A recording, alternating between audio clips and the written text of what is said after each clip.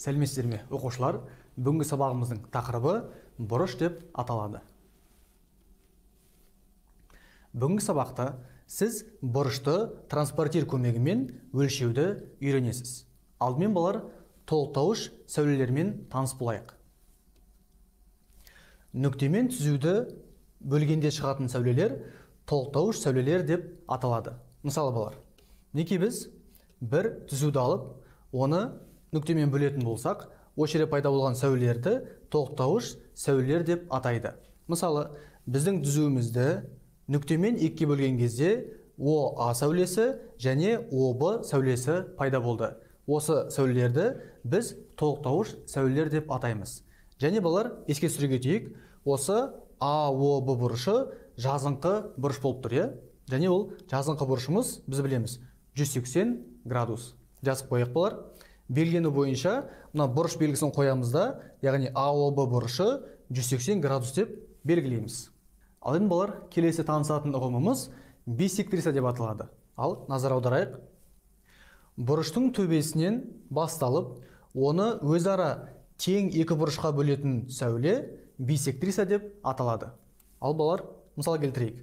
Мінекей, бізде бір бұрыш берілген, АОБ бұрышы. Енді анықтама бойынша қараймыз, төбесі бізде О болады ғой. Осы төбесінен басталып, мінекей, осы бұрышымызды тең екі бөлікке бөлсе, оны биссектриса деп атайды екенбіз. Белгілеге, мына ОК сәулесі АОБ бұрышын теңдей екі бөлікке бөліп тұр. Өте жақсы. Мінекей балар, осы математикада біз екі бұрыштың тең екенін көрсету үшін осы АОК бұрышын және БОК бұрышын мынандай сызықтармен белгілейміз. Оның мағынасы екі бұрыш бір-біріне тең деген сөз. Ал жақсы. Мінекей, ОК сәулесі биссектриса деп аталады деп айттық, және АОК бұрышы мен КОБ бір-біріне сәйкесінше тең болатынын түсіндік. Ал енді балар, биссектриса сөзі жалпы латыннан аударған кезде бис дегеніміз екіге деген сөз, және секо дегеніміз қиышу деген мағынаны білдіреді. Яғни, анықтамаға сәйкес биссектриса бұрышты теңдей екіге қиюшы сәуле екен. Мысал қарастырайық. Бізге АОБ бұрышы берілген және ОК сәулесі биссектриса, оны қайдан білдік? Себебі жаңа айтқандай, мына екі бұрышымызда сызық қойып тұрмыз. Ол дегеніміз АОК мен БОК бір-біріне тең деген сөз болар. Биссектрисаны осылайша анықтаймыз. Және белгені бойынша АОБ бұрышы 44 градусқа тең болсын. Енді сұрақ бойынша біз АОК мен БОК-ны табу керек болса, жаңа анықтамаға байланысты біз 44-ті екіге бөле салады екенбіз. Сонда АОК бұрышымыз 22 градус, дәл сол сияқты БОК бұрышы да 22 градус. Сонымен балар 44-ті екіге бөлген кезде мына екі бұрышымыз да табылды. Келесі, ал енді балар, бүгінгі негізгі тақырыбымыз транспортирге де келіп жеттік. Транспортир сызғыштан және жарты шеңберден тұрады, және оның центр балар сызғышта сызықпен белгіленеді. Осыған мұқият болайық. Мінекей, транспортиріміздің бейнесі анықтамада айтылғандай, транспортиріміз бейне бір екі бөліктен тұрады. Мысалы, не балар? Сызғыштан тұрады, астыңғы бөлігі және жарты шеңберден құралған. Естеріңізде болсын балар. Осы транспортиріміздің центрі мына ортасында сызықпен белгіленеді. Бұрышты өлшеу. Мысалы балар, кез келген бұрышты өлшеген кезде біз мысалы АОБ бұрышы берілсе, транспортирмен оңай түрде өлшей аламыз. Оның балар ережесі былай.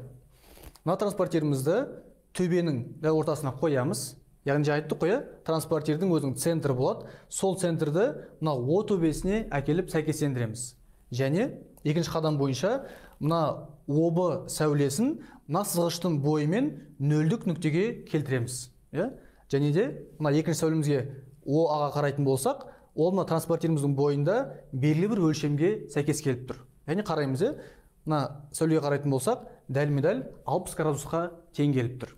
Осы жерде балар ескеретін бір нәрсе, мына транспортиріміздің сол жағынан бастап, 0-ден бастап 180 градусқа дейін, және дәл сол сияқты оң жағынан бастап 0-ден 180 градусқа дейін өлшемдер берілген. Бұның сыры балалар, біздің бұрышымыз қай жаққа қарап тұрса, сол жағын нөлдік нүкте, яғни басы деп аламыз. Жақсы ғой. Мысалы біздің ОБ сәулеміз мына оң жағынан басталып тұр. Сондықтан мына нүктені балалар біз нөлдік нүкте деп аламыз да, және сол жаққа жылжығандай бейнеде мына ОА сәулесіне дейін қараймыз. Және осы өлшемді аламыз балалар. Ал жазып қойып, сонда АОБ бұрышы 60 градусқа тең болады. Келесі тапсырма. Бұрыштарды транспортермен өлшеңіз. Бұнда да балалар бізге кез келген бір бұрыш берілсін, оны АОБ деп белгілейік. Және оны өлшеу үшін транспортерді қолданайық. Еске түсіреміз балалар. Ереже бойынша мына О деген төбемізге транспортердің центріне келіп дәлдеп қоямыз. Және мына ОБ сәулесін нөлдік нүктемен, яғни сызғышпен бірдей етіп қоямыз. Одан кейін балалар қараңыздар, ОБ сәулесінен бастап біз солға қарай сағаттың тілі сияқты жылжимыз да, мына ОА сәулесі қай жерде тұрса, сонымен белгілейміз балалар. Ал сонда нөлден бастап мына төменгі жағымен өлшейміз, нөлден бастап сонда бізде 135 градусқа дейін жетіп тұр. Жазып қойайық. АОБ бұрышы 135 градусқа тең. Келесі тапсырма балалар. Мына бұрышымызды өлшейік. ЕОК бұрышы берілген. Осын балалар транспортердің көмегімен өлшейік. Қараңыздар, дәл солай. Мына О төбесіне транспортердің центріне келіп қоямыз. Және ОК-ны, енді қараңыздар, бағана бізде оң жағында болды. Енді сол жағы бойынша нөлдік мына нүктемен дәлдейміз. Сонда балалар, мына бізде нөл болатын болса, мына транспортердің жоғары жағын қараймыз. 0, 20, 30 деп кете береміз де, мына ОЕ сәулесіне дейін қараймыз. Көріп тұрмыз, 80 мен 90-ның дәл ортасында тұр. Демек 85 градусты береді. Жазып қойып балалар. Белгілеу бойынша ЕОК бұрышы 85 градусқа тең болып тұр. Жалғастырамыз балалар. Ал енді бізге мынадай бір доғал бұрыш беріліп тұр. ФОК бұрышы, бұны да өлшейік. Дәл солай балалар.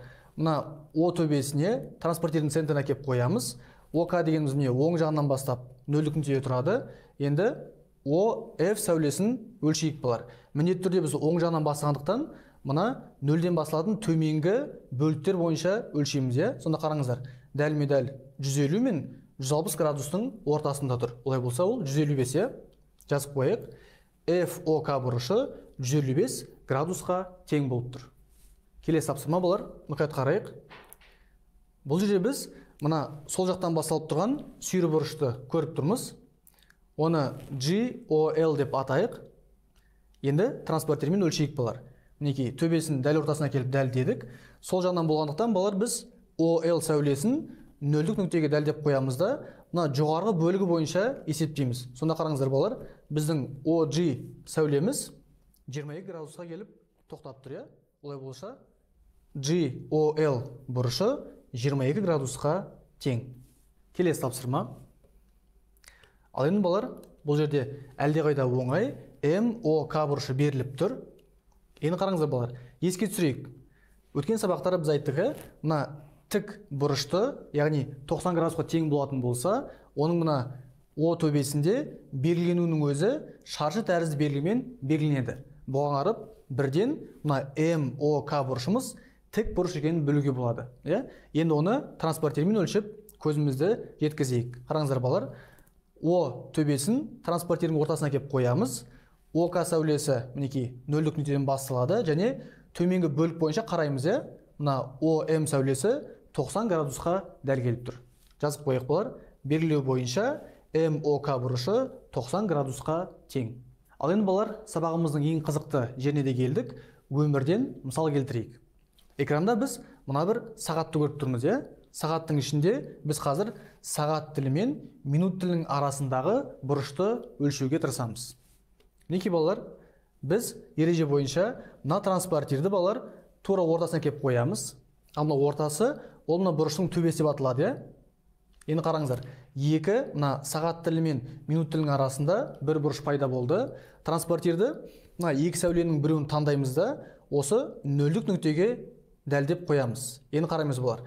Нөлден бастап, мына екінші сәулеміз дәлме-дәл 110 градусқа келіп жетті. Демек балар, мына минут тілі мен сағат тілінің арасындағы бұрыш 110 градусқа тең болып тұр. Жазып қояйық. Сонда мына О бұрышы 110 градусқа тең. Еске түсіреміз бұлар. Біз айттық қоя, мына кезген бұрышты 3 әріппен немесе оның төбесіндегі тұрған бір әріппен ғана белгілеуге болады. Олай болса біз осы төбені О деп белгілеп, О бұрышы деп белгіледік.